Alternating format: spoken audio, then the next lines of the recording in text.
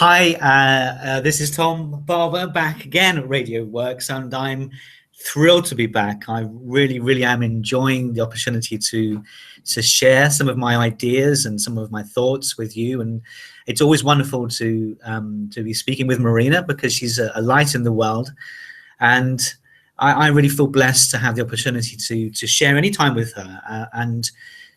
Um, over the last couple of episodes on Radio Works and with the things we've been talking about, it's really helped me sort of, get aligned with, in a sense, the unfolding process of what we do. And I wanted today to offer the opportunity of the next stage in the process. I know, Marina, that our usual spot for this interview was yesterday, and unfortunately I couldn't make it. I do apologize, but Sandra and I had been given a wonderful gift by my brother for a day out at the theatre in London, and I couldn't turn that down for anything. So I'm pleased to be here today, and my throat is a little croaky because I saw the most wonderful play. It was called The Show That Goes Wrong, and everything went wrong. It was a real sort of Laurel and Hardy slapstick comedy. So I spent, 3 hours just laughing, but I had a wonderful time. But I'm really pleased to be back and speaking with you. So thank you for having me back again. Wow, Tom. What can I say? Good morning, good afternoon, good evening, wherever you are here in the right place. So take notes, take a big notepad this time, because what Tom is about to share with you is going to blow your mind away. Each time I feel, Tom, that listening to you, I become a better person, a better version of myself. I go deeper and deeper into what I did not know about my mind, what I did not know what is available, what I did not know, never guessed that is possible. And oh God, life is the show that goes wrong if you are not listening to Tom Barber's episode each week, because he got it all, and he is here to share with you everything that could go wrong to be replaced with what you already have and is already so beautiful and is ready to burst and come out into the world. Over to you, Tom. Thank you for that. They're very kind words, Marina. It's very nice to hear, and thank you so much. And again, I feel very humbled to be back because, as I've said before, I feel the knowledge that I have and that I want to pass on it's not mine. I'm a conduit for it. It's come from places perhaps sometimes where I can't even pinpoint yet. Of course, I've done a lot of learning over the years and lots of reading and lots of experiences that I've gained this from, but some of it, I'm not sure where it comes from. I think this is my theory, Tom. You Yeah. remember when we met first with Sandra and yourself in Toronto in, I remember, 2013? Yeah, one. And and we were talking about our vision and how we want to help other people like ourselves and serve the world. Basically, this is what we were talking about creating better life choices. And struck me the fact that since then, you did not change, in a sense that I don't know how to put this, but you did not change. You are the same soul to me. What happened, no matter how much money you spend on financing your education and investing in yourself, which is a great thing, of course, but you are sinking into your own authentic self. You become not the person who were teaching you or people you learn from or inspired you.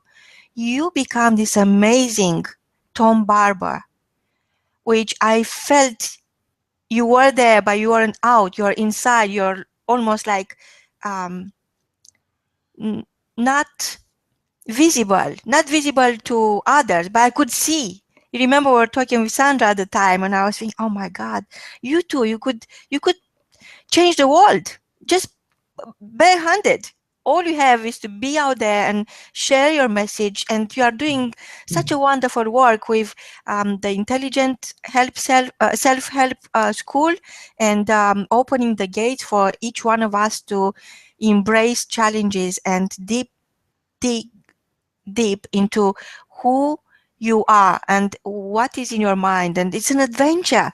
Thank you so much for taking us on, all of us, on this adventure of the mind, and making us see the wonders, because oh my god, there are things I never think it's possible to see, and what I see now with my mind is just beyond words. Oh, over to you, Tom, because it's I can't wait for today's lessons, and I have a big notepad, I have 2 pens just in case, and I'm ready to learn. Fantastic. That's it's so interesting what you said, and I had I have a story about that today. But I really wanted to look at was kind of the next part of the process in terms of, how to help yourself break free and become who you truly are and authentically live life in the way that you're put here for. In our first episode, we looked at the whole notion of self-help and how, approaching it in an intelligent way was so much more effective than simply following somebody else's plan and somebody else's program and somebody else's ideas. We looked at beliefs last time, and breaking through mistaken beliefs and limiting beliefs to really sort of unlock that potential.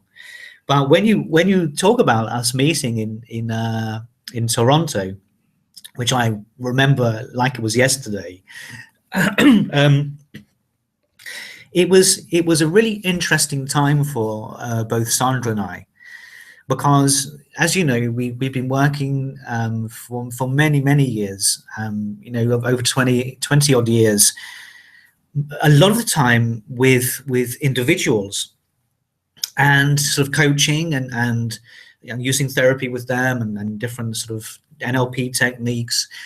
And we had been training groups for many years also, but the main application, if you like, of our knowledge to help people change was on a one-to-one basis. And we got to the stage where, I don't know if you've ever had this, Marina, but you feel like something is trying to burst out of you, Oh, and definitely. yeah, Each day I'm thinking, oh my God, because I set my goal before, that I have to help at least one person to yeah, find out who they truly are and broadcast their passion. And last year I decided, just exactly a year ago, I decided I have to do more. I have to help them more. I have to help at least 10 people a day.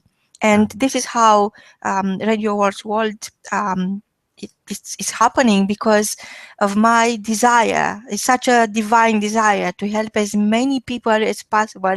It's as if I'm too selfish. We were talking before the show, and I said, you know what? Let's go online. Let's go on air, because it's too selfish of us to keep this between ourselves. We have to share it. So yeah, yes, I feel that, and I feel the urgency. The yeah, urgency to share you, to share and your story and broadcast your passion, because it's not about you, it's not about me even, it's about the people who listen and understand who they could be, who they could grow into, because each one of us is setting goals. And I used to have external goals. I dropped them long ago. Now I have this divine goals, to help other people. And I had to grow into the person able to deliver that, to deliver my dream. My dream is to broadcast your passion. And I had no idea how to do. But then I said to myself, wow, I'm doing this. I'm doing this anyway, on a horseback. yeah, So I understand exactly your desire. And my branding coach which is one of the greatest mentors anyone could have in their life, James Michael Lafferty, I mentioned to you before. yeah, Um, this is what I learned from him, and it's so true. It's not the destination. Winning is not everything. It's your desire to win. yeah. That's Over, over to you, Tom. Sorry. that's definitely a powerful message. And Marina, I know that you're helping more than 10 people a day. Absolutely, vastly more than that. So it's really great to hear that you understand that, because Sandra and I both, when we was in Toronto, was at a real point in our life where we'd been helping lots of people over the years. I've seen thousands of clients over the years, but it gets a stage where you want to help not just thousands but millions of people, because there are millions of people that need the knowledge that we have to live a better life. And so when we met you in Toronto, we were sort of looking for, really, I guess, for a way to get that message out there and to become the person that's able to do that. Because when you work one-to-one with people for so many years, you become quite insular, and in a sense you kind of forget how to get your message out in a way that is palatable for people, and in a way that is in a way that they can understand in real life. I had this conversation in a coaching session with Raymond, and one of the things that he said to us at the time, and what it ended up us going into Toronto for, was that, yeah, you've got this incredible knowledge, but you need to learn how to put it into a palatable delivery so that people can understand it and that it makes sense to them. And that was really sort of, the beginnings of self-help school, and that's where it all came about. So that was a real important time for us. And I think for both Sandra and I, it's what's enabled us to really step out into the world and embrace it in a way that we kind of didn't think was possible. Because when you do that really from an authentic place, and you know why you're doing it, and you have kind of the end in mind as to who you want to help and why you want to help them, there's no fear attached to that. It's almost like it just dissipates, because you're doing what you should be doing. I see lots of people that are stepping up and wanting to be heard, and they haven't quite got the why in place. And I see the fear, and I see the reluctance to say what really is on their mind. And you know what? That's what people want to hear. They want to hear your voice, don't they? Yes, Tom, and you mentioned Raymond Aron, which is my very first coach I ever had. I had no idea there are people like him in the world. I didn't know he existed. It was the universe conspiring for me to have the privilege of learning from Raymond. And he's a genius. He if anything, mediocrity for him doesn't exist. He doesn't have that word in his vocabulary, and he saw in you something you could not see. And it's, once you understand what he is about, you feel the need to become the person he sees in you. Yeah. And takes courage, of course, and takes faith, and takes a community to support you, because surely if you go back to your family after learning for 3 days from Raymond, they're going to think you lost it. It's something wrong with you. You are on something. And many times people were asking me, what are you on? I want some. And I used to say, I'm on Raymond Aron. So he brought so much inspiration in so many people, thousands and thousands of people all over the world. And if it wasn't for him, we would not be here. Surely I wouldn't be here speaking my heart out, because I did not know it's an option. Yeah. He brings out something incredible. One of the biggest things I want to thank him for is actually, him being there means that we met you. And that's been a real inspiration to me too, is having our friendship and learning from you as well, because what you say and your voice and your message is so powerful, Marina. So I thank Raymond for that, as well as showing us in a sense how to do what we do. I think to me, I never said this before, but to me, what meeting you and meeting your greatness, it wasn't about how I'm going to do this anymore. You know, it wasn't, that was before. But after I met you, everything turns into, wow, I'm doing this. I am this person, you know? Yeah. So in a way that removed all the breaks for me. Because at that dinner when we talked and like mad people, we couldn't, you know, we inspired each other. And basically we just, since then, even on different parts of the world, wherever we are at the time, we are building that platform, sorry, from where we inspire each other, because inspiration is in short supply, very short supply. So you know, how much can you take from a mentor? So he's giving you that much because there are other people he needs to serve, and there's the world out there that he needs to take care of. So but on Radio Works World and the Academy of Significance, which is connected with, is building all the time a larger platform from where people could inspire each other, could um, listen to each other and understand their true worth. Because when somebody looks at me and think, oh, if she can, I can, that's all I want, Tom. That's all I want. I want to be the proof that is all possible. There is no such thing like impossible. That doesn't exist. And it's wow, I'm here. So I Good. don't know what's next. I don't have a plan, but I think there is a divine plan.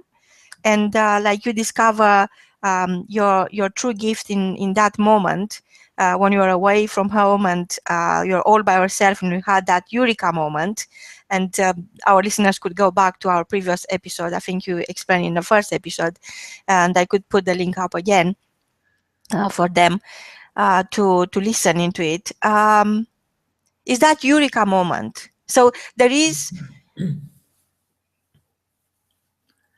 Yeah. preparation of being ready to receive that moment and embrace it. Yeah. Yeah. Absolutely. It's paramount to be open to it. Um, but you see, this is sort of the area that I wanted to open up into today, is in terms of getting to that stage as you've described. What there needs to be is the ability to integrate change into what you do, because you know how the old saying goes, if you always do what you've always done, you'll always get what you've always got. For sure. And that saying has been attributed to so many people now. Some people saying comes from Einstein or Henry Ford, Tony Robbins, Mark Twain. Heck, I've even heard it being attributed to Aerosmith and Kung Fu Panda. But the fact is, the message remains the same. If you keep doing the same things, you're going to get the same result. And so what we had to do at that stage was really step inside ourselves and do within ourselves what we've been doing for other people and with other people, for many, many years. And that was really to accelerate our ability to become who we really are, which meant that we needed to change a few things about how we operated and what we did.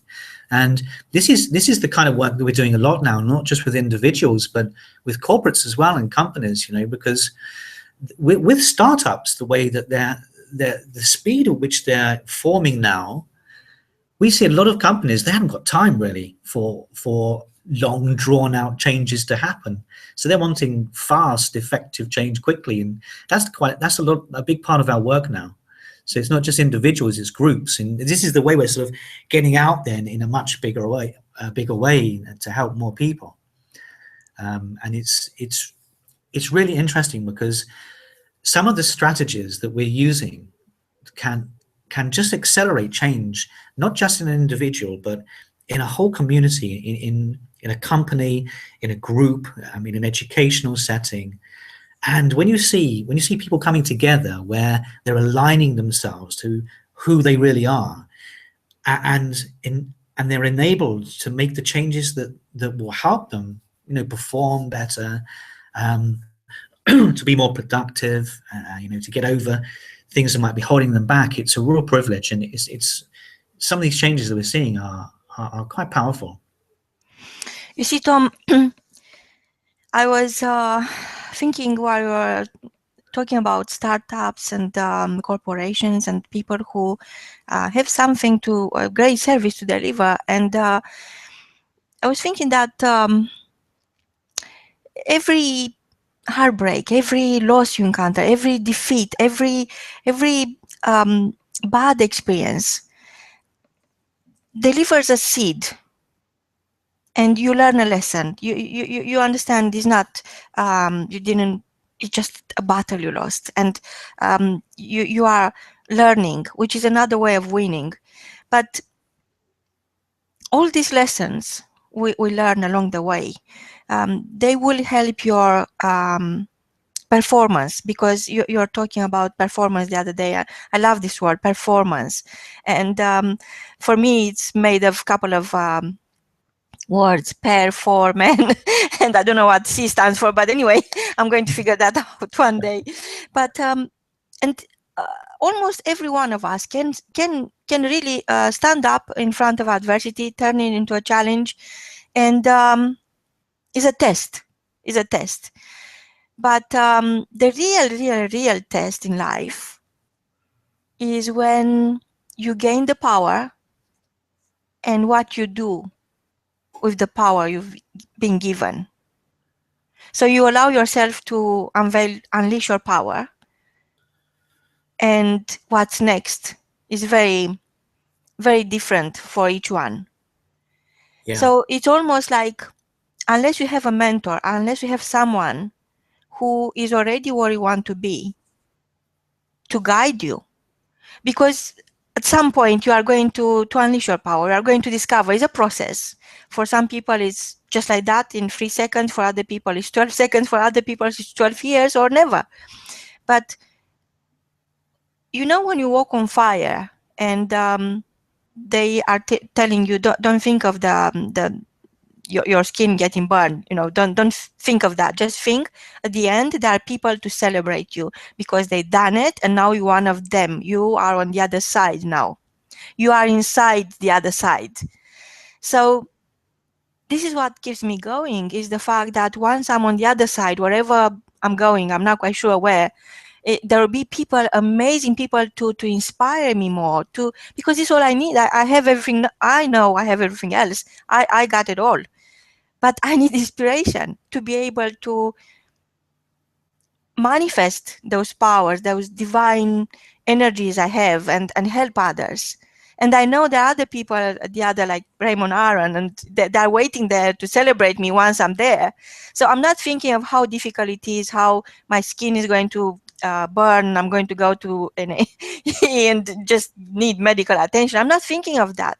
This is a metaphor, of course, but all I'm thinking, wouldn't it be wonderful one day to be in the same place where these people who inspire me greatly, like Richard Branson, Raymond Aron, James Michael Lafferty, and so many others, Oprah Winfrey, and Tony Robbins.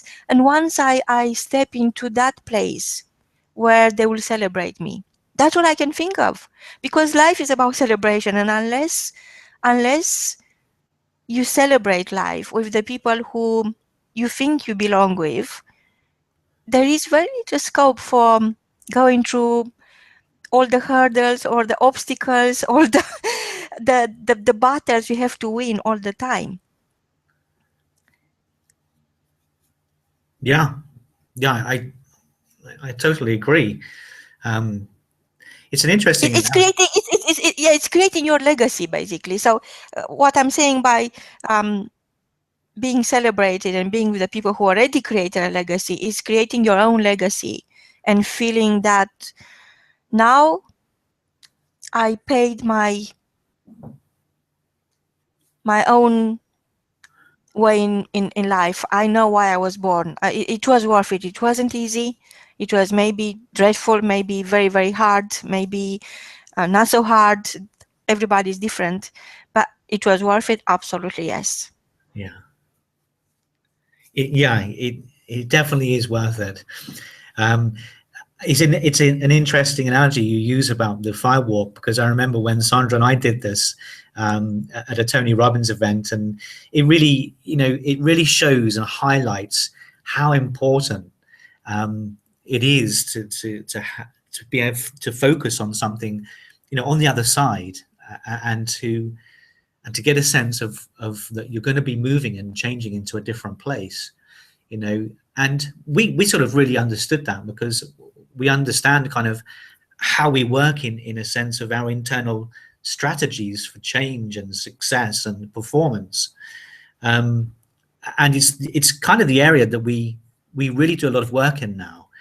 You see, people are they have different ideas about the same things. What one person perceives about reality is not always what another person perceives.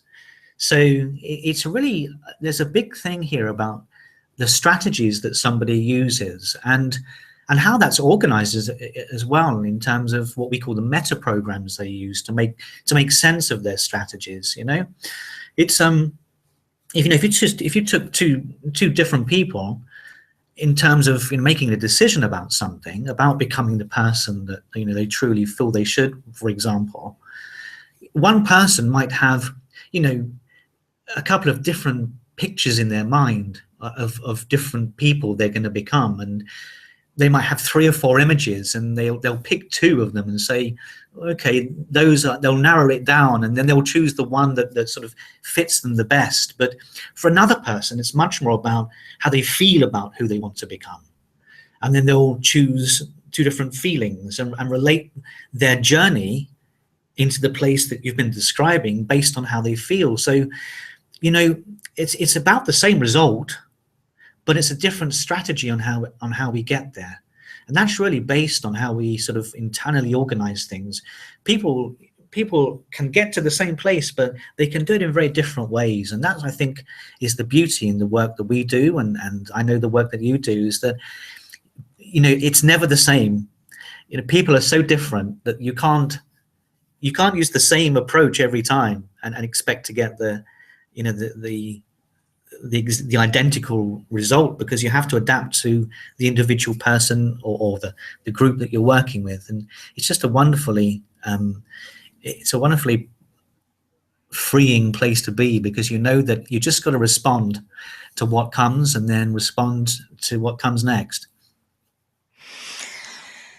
So what comes next is always, to me, is a big stepping stone. You see, when I retired from my business, and I was in a very comfortable place, I could enjoy life, and I had a beautiful place, and nothing else.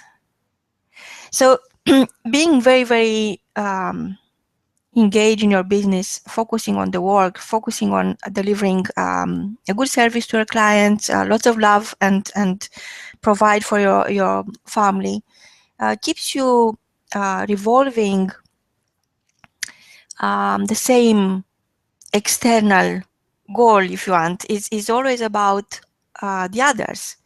But comes a time in your life, and that happened to me, when everybody's so busy, and because you are not serving them anymore, they don't have time.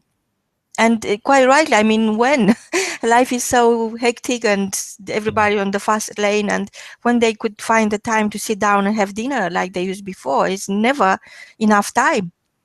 And they feel running out of time. Or now you suddenly have all the time in the world, and what are you going to do about it? What's next? So this is when I felt like I'm going through the darkest time of my life, when I had to when I should have celebrate all my achievements, everything I dreamed of, I accomplished.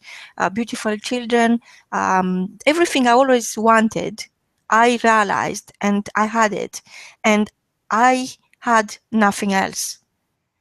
So I went through this black tunnel. Actually, I like to imagine that I was an undeveloped picture of myself. So I had to go to the dark room first because I couldn't walk, I couldn't my children were very scared. It was nothing wrong, but I couldn't stand up. I tried to, and I dropped dead in front of my house. So there were, it was nothing wrong with me. And I had no life left in me. Yeah. So I took myself into dark place, and I start in that dark room, and start developing myself, developing the colors I had inside, and I brought them outside, and that's all that happened. And I never looked back. And to me, the first book, because I never met Raymond Aron like everybody else, it was a gift for me. So I just followed the online program, and Yeah. they published my book, and that was my birth certificate. Is when I signed up for reinventing myself, and it was very, very confusing, and it was a process. And I feel it now after, because I gave myself 1,000 days. I thought it was very, very hard, and I thought at the end of this 1,000 days I'm going to know what's next. So after 1,000 days, actually a little bit before that, I had this eureka moment, and I realized that life is about to start, and it's happening, and it's happening as we speak. And I'm sharing my story because I can't teach. It's nothing I can teach. Everybody already knows everything I know and more. It's just the courage to share of yourself and understand that you do have something so unique that unless you deliver that, your own creation, into the world, a lot of people are going to miss out. Great deal. Because to me, Tom, the world is this massive puzzle. And yes, it's not perfect, and there are so many pieces missing. But guess what? Each one of us could have a choice, be the missing piece or the masterpiece. Uh-huh. Yeah. I love this. This is really powerful. It's I'm work in progress, of course, and I don't know, but I know it's something happening already next. I'm almost like I'm ahead. I can see myself from ahead of me. I can't explain it, but this is how I feel. So I'm always ahead. So even I have this, I don't know, maybe you can explain it to me, because I wake up in the morning, I look at my diary, who are the people I'm going to interview today. I start contacting them, and actually I said, but that's tomorrow. So I'm already into tomorrow every single day. And I feel so embarrassed. I said, oh my God, it's only Friday, it's not Saturday. But in my mind, I'm already there. And maybe you could explain that to me, how that feeling of being ahead of yourself, which is so scary. Yeah. It's I tell you what, it's really interesting that you said that, because one of the things, one of the processes that I often do with the people I work with, and we do it with not just individuals, again with groups, and maybe as your listeners, as they're listening to this, can imagine this process, because I think it explains quite well what you're talking about. And you said something previously as well, which I think really links in, and that is about, life isn't perfect. And I think a lot of the time people are looking for perfection, and it doesn't exist.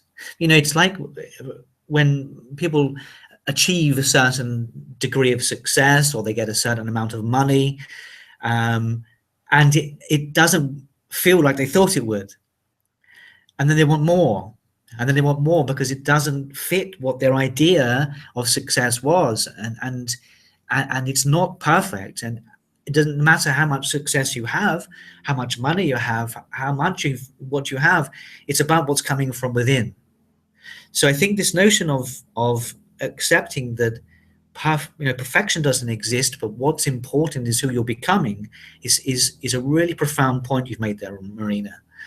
The process of that you describe, of almost feeling like you're ahead of yourself, is really, it's so linked in to one of the methods that I use with people, is to And imagine this now.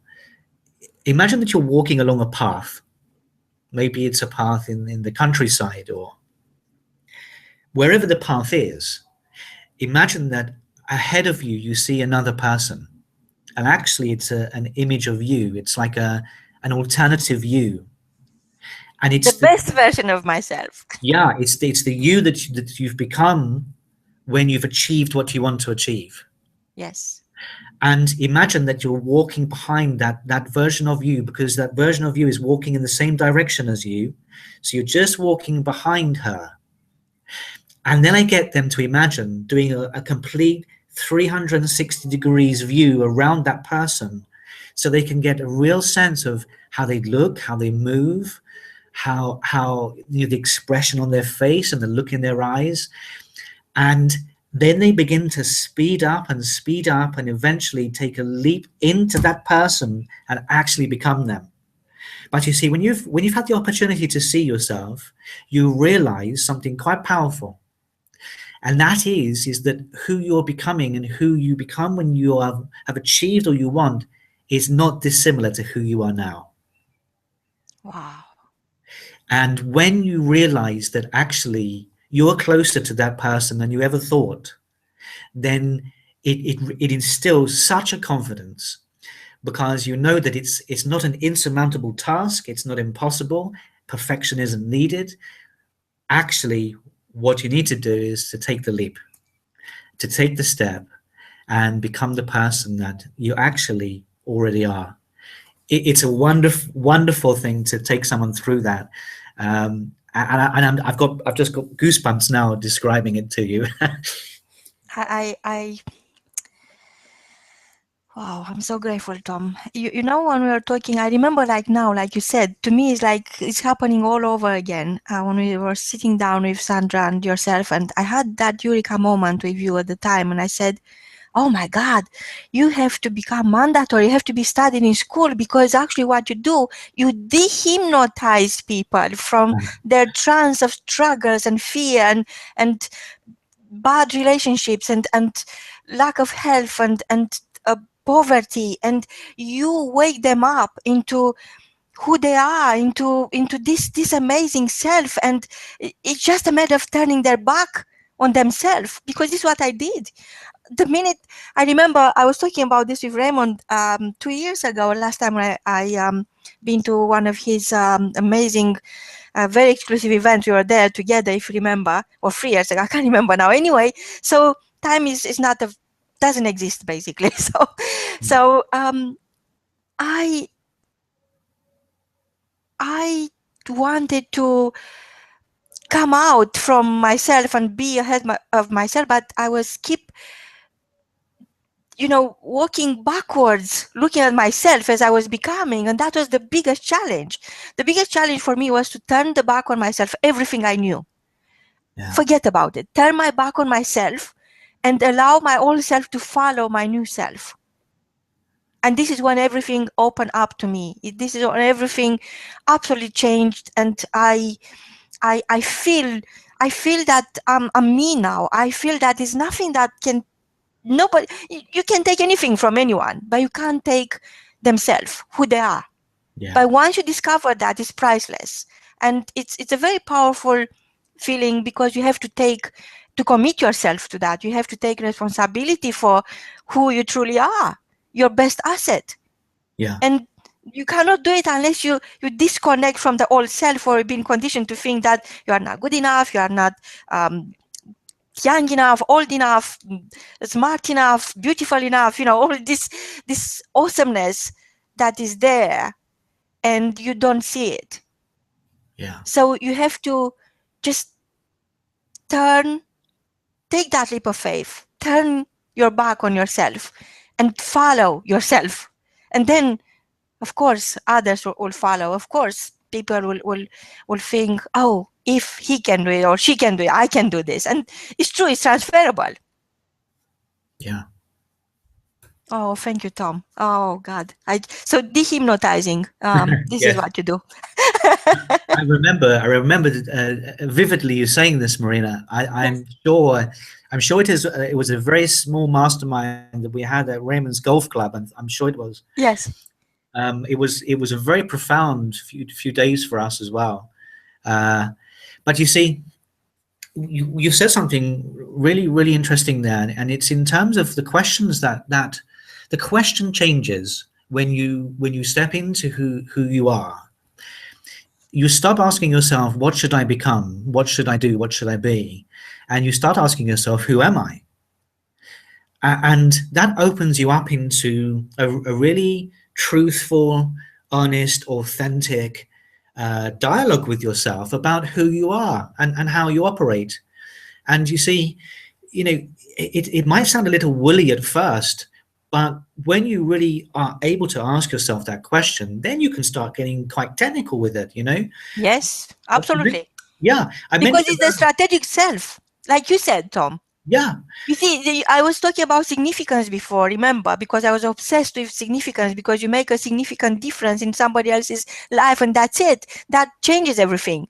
But yeah, then I realized that actually you have to be technical. You have to be technical about it. And it's being creating your strategic self. So that's why the last module of my program is not about significance anymore, because that scares people. People get afraid of their own greatness. So yes, now what I'm teaching and sharing is creating and delivering.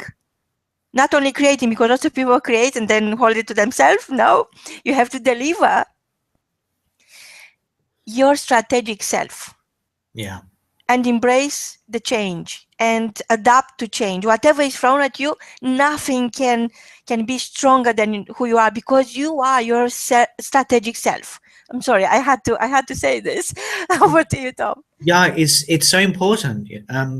And you see, what happens, and I'm talking here from understanding neuro linguistic programming at quite an advanced level, um, is that people attempt to apply the techniques of NLP, like anchoring and visualization all of the techniques that are quite popular, but they do it from a place of being somebody, not who they are. But until you actually have stepped into the person that you are, you don't know what needs changing. So you're applying these NLP techniques or any other kind of cognitive behavioral techniques, and oftentimes people are trying to change the wrong thing. So in becoming sort of in yourself, asking yourself, who am I, you can get technical then about how you operate. You know, there are lots of different ways of looking at this, but in neuro-linguistic programming, we call them meta programs. You know, you can sit down and you say, what kind of person am I? Because there are lots of different kinds of ways that people approach certain things and certain aspects of life. You know, just an example. You might be a reactive person that responds to changes, or a proactive person that initiates change. You know, you could be a moving away kind of person that avoids things which threaten your success, or you might move towards accomplishment because it energizes you. You know, people have quite sometimes polar opposite ways of dealing with life, and what it throws at them. Some people are, you know, for example, externally referenced. They rely on other people to make decisions for them. Some people won't accept anything anybody says because they're internally referenced kind of people. You know, some people think in detail, some people think in big chunks. So when you're able to step into yourself and say, who am I, you can get quite technical then about, so how do I operate? And when you know how you operate, the exciting bit about this, and research has shown this, you know, if you go right back to Robert Dilts, one of the early pioneers of NLP, when you know what meta programs that are operating within you, then you can change them. And we have lots of ways of bringing that change about. And you know, when you bring a change about at a very deep structure level like this, you can achieve absolutely anything. It's so powerful. Wow, Tom.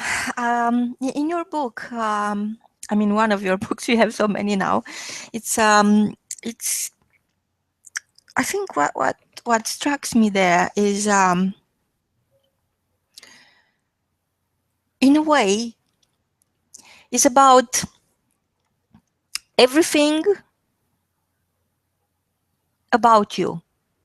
In a way, it's so much silence as well. It's almost like helping each one of your readers to quiet their mind and see the garden of their soul. This is how I felt reading. And what is the price of silence? I mean, what the because most people are living such hectic life, and everything is crashing down on them, and there's another place they have to go, take their fire extinguisher and stop the fire, and go to another place, jump to another situation, change their hat, wear another hat, and touches my soul. When reading your book, I'm the Midas touch, I'm thinking, what it takes for somebody to be able to quiet their mind in the middle of the midst of everything. What it takes and what is the outcome, Yeah. what they could achieve. They can't even imagine what a moment of silence could bring into your life. Yeah. It's really an area that I've done quite a lot of research into. I don't know if I've told you, Marina, but my master's dissertation is in the subject of silence. So, No, I did not know that. okay, it's strange how these things come up. um, so, so I have a real sense that the power of silence is it's incredible, but the other side of the coin to that, if you like, it's a double-edged sword, is that because it's so powerful, people can sometimes be frightened of it. So they fill their lives, they fill silences, they fill these times with stuff, iPhones, iPads, the Yes. radio, just stuff around them to keep them away from this silence. And what it does is it keeps them away from themselves and getting to know themselves at a much deeper level. But I never underestimate how frightening that is for some people, you know. There are people who they cannot go sleep without having something on, like to to bring in the noise, the constant noise during the day. They have to take it into the night because otherwise they can't go to sleep. And Yeah. they keep the TV on, and many people are telling me. I think, I don't know. Almost everybody I know is sharing this with me, that I can't sleep unless I have the TV on, or I listen to an audiobook, or why is that? Well, as you said, what it does in a way is it is a continuation, isn't it, of their day. So it stops that process of them switching into themselves, because you heard the sound of silence can be deafening. You've heard that terminology before, and it can be, because what's actually deafening is what's coming out. It's what's coming up. So I've heard it, yeah, as you rightly say, so many times, where people will leave a TV on very low, just some kind of background noise. I remember, it's really interesting you said that, because I remember when I moved from London many years ago, um, out into the countryside. It was the most bizarre experience, and I had never realized how noisy London was in the at night time, and I had never experienced silence like you get in the countryside in the nighttime. And it took me a long time to adjust to it. And in a sense, I kind of understand then, therefore, how people can want to have that background noise, because when it's always there, when you take it away, it's deafening. you know. Yeah. Yes. And I think, to me, silence is almost like, I have this word in my mind, but I'm going to say it. Silence for me is serenity. Yeah. And of course, I remember that one of the, I think it was a French, I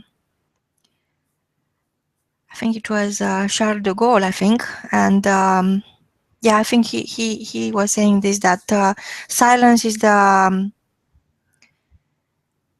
weapon of power, Yeah. and it's not only, perhaps we are talking about different type of silence here, but when you silence yourself or you use silence to make others think or make yourself think or reflect on something, or sometimes silence could be the most powerful answer Yeah. to any question. And there are so many connotations about silence, but what we are referring to is the silence within yourself, and how you detach yourself from the noise and buzz of the daily life into a place where you could quiet your mind and recharge your batteries. And you could only do that by loving yourself, by meeting yourself. It's like having a date with yourself and romancing yourself, because you start listening for a change to your own thoughts. And once you could hear yourself, I think that's serenity. Yeah. That's a wonderful way of describing it. I've really learned something there for sure. And it's because what it's really made me think is that, of course, you have a physical silence in terms of sound, but then you have an internal silence, which is where I guess you, you're trying to switch off that internal self speak so you can see what's underneath and discover what else is there. And it reminds me of something I'm sure we spoke about on a previous interview, was about the notion of doing that purposefully and doing it uh, on purpose and intentionally. And it's a really powerful thing when you allow yourself to go into periods of silence, um, and really do that with intention. It reminds me also of something I heard about, which is quite a popular thing that people are doing at the moment, which is these immersion tanks, where they're actually going into an immersion tank which is filled with water and floating, and there's no sound. No sound. It's completely silent. There's no light, and they're getting in touch with some really deep, profound, I mean, really powerful stuff inside them. That's having an incredible impact on their creativity. Wow. I don't know if you've heard of that. It's something I've been No, looking at no, I lately. didn't. No, but this is the feeling I have each time I speak with you, and you teach us. I feel that I sink into something so deep, so profound, and it's as if I don't want to come out. It's too amazing. It's too exciting. It's like, oh, it's just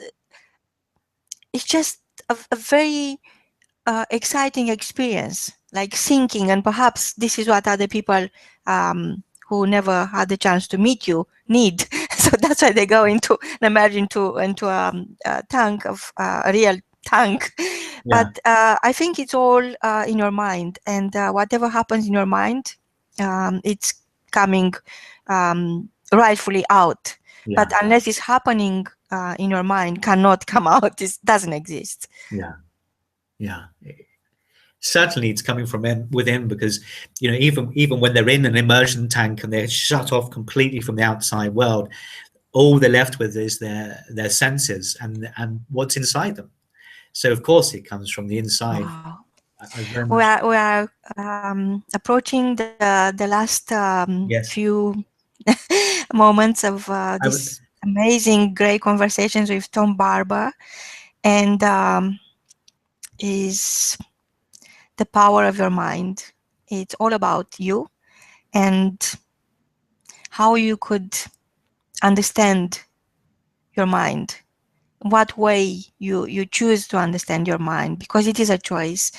Before we go, Tom, if you could just share the key message for today, because there are so many amazing different messages. But what would be the key message you want to share today with our listeners? Thank you for listening. Yeah, I could keep going. I really enjoy these interviews, Marina. I guess for me, the key message is, and it came out of what you described earlier, in terms of stepping into yourself, to enable yourself to ask the question, who am I? And when you ask that question, who am I, then you're at the point of readiness to get technical, to find out the strategies that you use to deal with situations in life, to find out the meta programs that are running that guide those. And you can do it from a place where that's going to create real fundamental change. And this idea that changes have to happen slowly, it's not true. You can create changes very quickly, but it has to be from the right place. So that's my message. I guess out of today, and with your help, actually, it's really brought something out of me.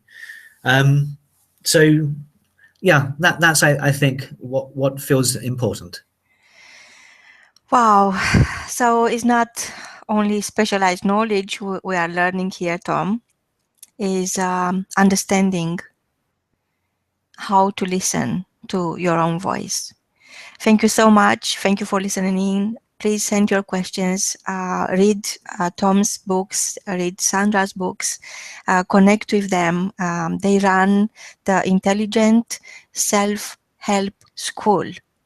And you have to go all in if you want to understand your mind. From both of us, until next time, is goodbye. Bye-bye.